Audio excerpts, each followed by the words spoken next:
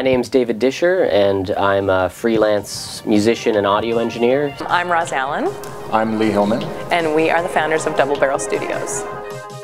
My name is Jessica Sprang. I'm an illustrator and a graphic designer. Yeah, so Double Barrel, essentially, when we began about 2 years ago, we started by working just out of our own homes. That's the way that a lot of multimedia organizations work, because you can work from anywhere. You can shoot and then edit anywhere. So that's kind of how we started, was, you know, Lee would work out of his house, I would work out of mine, we would share the shooting duties and the editing, and now as Double Barrel's grown, you know, we've brought in a much larger team. I work out of my home. As you can see, this is my apartment. Fortunately, because of the technology involved, I can do most of what I need to just around the computer.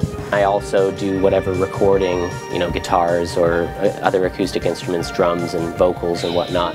Here mostly. I usually go out to meet people for meetings, or I meet the clients at their place. They can come here if they want.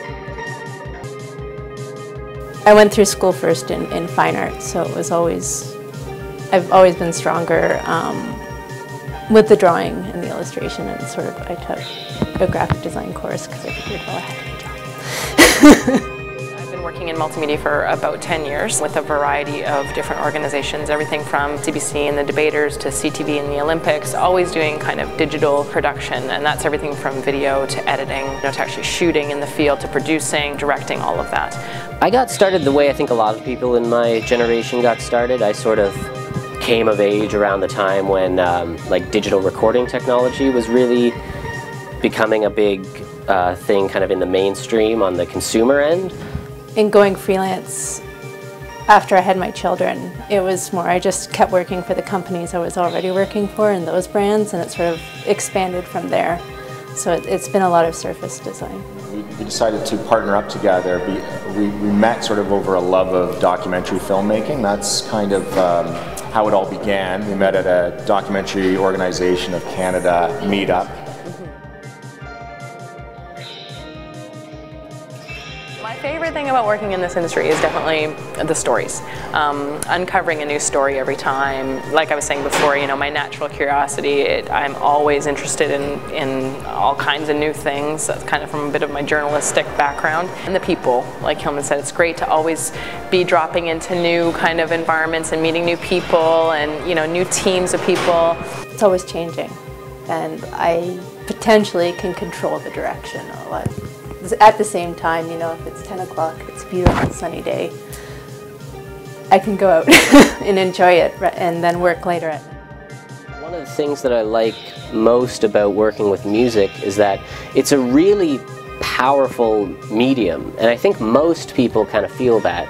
Music can really transport you to a specific time or place or state of mind or just emotional state. One of the things that I like the least about working with music is that it's an industry that's notorious for not really getting anybody any money.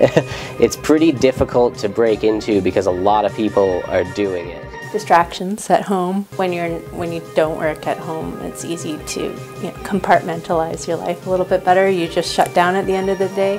My least favorite thing about this industry, for sure, is shooting in the winter.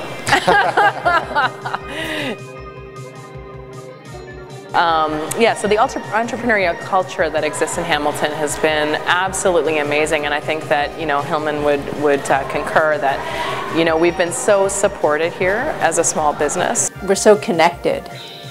Just in Hamilton, we're very close to Toronto without being in Toronto. It's big enough that there's actually a lot of really cool stuff going on. There's a lot of really passionate people doing a lot of really good work.